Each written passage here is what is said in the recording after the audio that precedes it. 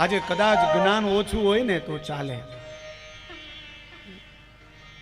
વૈરાગ ન હોય તો પણ ચાલે, કદાચ ભક્તિ ઓછી હોય તો પણ ચાલે, પણ વ્યક્તિની અંદર વિવેક હોવો જરૂરી છે સાહેબ.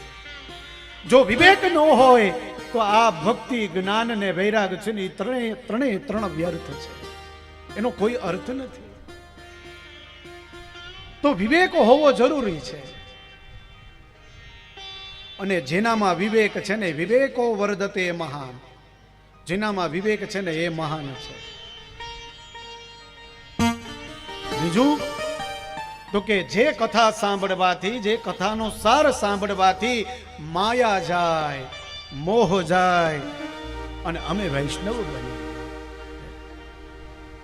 કથા સાંભળવી છે, કથાનો સાર સાંભળવો, પણ માયા વહી જાય. હવે આ શબ્દ માયા શબ્દ એવો છે કે કોઈની અંદરથી માયા જાય નહીં. આ મારી પત્ની છે, આ મારો પતિ છે, આ મારો દીકરો છે, આ મારી દીકરી છે, આ મારો બંગલો છે, આ મારી કાર છે, આ મારું કારખાનું છે, આ મારી સત્તા છે, આ મારી સંપત્તિ છે, આ જે મારું છે, આ મમ છે, આ મારી માયા, આ કોઈની અંદરથી જતી નથી. પણ આપણે ભગવાન ભાગવતજીને કહીએ કે ભલે માયા ન જાય કાંઈ વાંધો નહીં, પણ આ 7 દિવસ સુધી આ કથા મંડપમાં પ્રવેશ ન કરે. 7 દિવસ અમે કથામાં બેસીએ ને ત્યાર સુધી માયા પણ ન આવે, કોઈમાં મોહ પણ ન આવે, કોઈમાં શોક પણ ન આવે.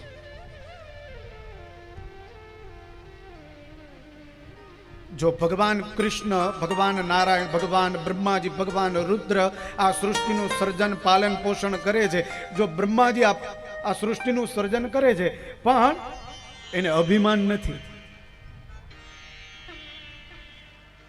ભગવાન નારાયણ આ સૃષ્ટિનું પાલન પોષણ કરે છે પણ એને મોહ નથી. અને ભગવાન શિવ જ્યારે પાપ વધવા લાગે ત્યારે આ સૃષ્ટિનું વિસર્જન કરે છે, લય કરે છે, તો એને શોક નથી. અને આપણે તો કે આપણે કોઈ વસ્તુનું નિર્માણ કર્યું હોય તો આપણે એમ કહીએ કે આ વસ્તુ મેં બનાવી છે. એમાં ઘણી વખત તમે કોઈના ઘરે જમવા જાઓ ને એટલે માતાઓએ સુંદર એવી રસોઈ બનાવી હોય, બહેનોએ, અને એમ કહે કે શાસ્ત્રીજી આજે રસોઈ મેં બનાવી, દાળ કેવી બની છે? તો કે દાળ બહુ સારી બની હો. શાક કેવું બન્યું છે કહેજો ને. સંભારો તમારા માટે સ્પેશિયલ બનાવ્યો છો, બહુ સારો બન્યો છો બેન. કેટલા સમય પછી આવો સંભારો ને દાળ ને ભાત ખાધે, વહાં પર મેં આયા, આ મેં બનાવ્યું છે. આ કથાનું આયોજન મેં કર્યું છે, આ બધાય મારે લીધે આવ્યા છે. મેં ન હોવો જોઈએ, અહંકાર ન હોવો જોઈએ. આપણાથી કઈ થતું નથી.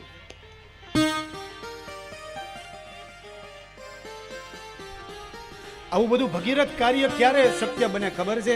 તો કે 3 વસ્તુ મળે ને, 3 વસ્તુ એકત્રિત થાય ને ત્યારે આવું ભગીરથ કાર્ય થાય. કઈ 3 વસ્તુ? તો કે યત્ન, ઈચ્છા અને અનુગ્રહ. યત્ન એટલે કે પૈસો, ઈચ્છા એટલે કે પૈસો હોય પણ આપણી સૌની ઈચ્છા પણ હોવી જોઈએ. બ્રહ્મ સમાજમાં યુવાનોની ને વડીલોની ઈચ્છા હોવી જોઈએ, કથા કરવી છે. બાકી ભંડોળ તો આ બધા આ રાજા મહારાજાઓ બેઠા છે. આ બ્રાહ્મણો સામાન્ય એવા નથી, સાક્ષાત ઇન્દ્ર સ્વરૂપ બેઠા છે સાહેબ. ધારે તો આ ઘણું બધું કરી શકે એવા મહાનુભાવો અહીંયા બેઠા છે. તો શું 5-50 હજારનું દાન ન દઈ શકે? દઈ શકે સાહેબ. તો યત્ન મળી જાય પણ યત્નની સાથે ઈચ્છા હોવી જોઈએ. યત્ન પણ મળ્યું, ઈચ્છા પણ છે, પણ જ્યાર સુધી મારા ઠાકર ધણીનો અનુગ્રહ નથી ને ત્યાર સુધી આવું ભગીરથ કાર્ય થાય નહીં હો.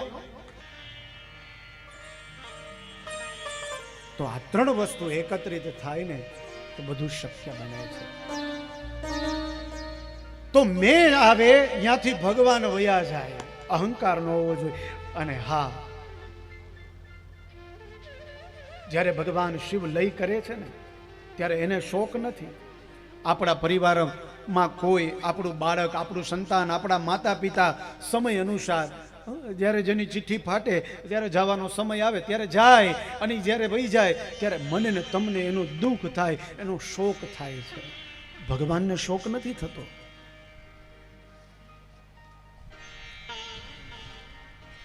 ભગવાન જ્યારે સ્વધામ જઈ રહ્યા હતા, ઉદ્ધવજી બાજુમાં હતા, અને ત્યારે ભગવાનના જ સંતાનો એકબીજા ઝઘડો કરી રહ્યા હતા અને મરી રહ્યા હતા. ત્યારે ભગવાન ધીરે ધીરે એ સ્મિત આપતા હતા, હસતા હતા. અને ત્યારે ઉદ્ધવજીએ કહ્યું, પ્રભુ આપ હસો છો? બોલે હા. કેમ? ઉદ્ધવજી કહે, આપનો સ્વધામ જવાનો સમય? બોલે હા. હસવાનું પણ કારણ છે, મારા જ સંતાનો આજે જો ઝઘડા કરે છે. તો કે પ્રભુ એટલે હસો છો? કે હા. એને વાતનું દુઃખ નથી. અને આપણે સરસ મજાની મીઠાઈ બનાવી હોય અને મીઠાઈની થાળી હાથમાંથી પડી જાય આપણા છોકરાને લીધે, અને બધી ધૂળવાળી મીઠાઈ થઈ જાય, અને પછી એમાં એ છોકરાને મારે. સવારથી લઈને અત્યાર સુધી મીઠાઈ બનાવીને તે દોડી નાખી, છોકરાને મારી મારીને તોડી નાખી. દુઃખ થયું ને, આ મેં બનાવીને મારું બનાવેલી વસ્તુ આજે એ વિલીન થઈ ગઈ, દુઃખ થાય. ભગવાનને દુઃખ ન થાય. આપણું બાળક વયું જાય તો આપણને દુઃખ થાય, આપણા મા બાપ વહી જાય તો આપણને દુઃખ થાય. ભગવાનને દુઃખ ન થાય. બસ મારા ને તમારામાં, ભગવાનમાં આટલો જ ફર્ક છે કે એ પરમાત્મા છે અને આપણે સામાન્ય એવા માણસ છીએ.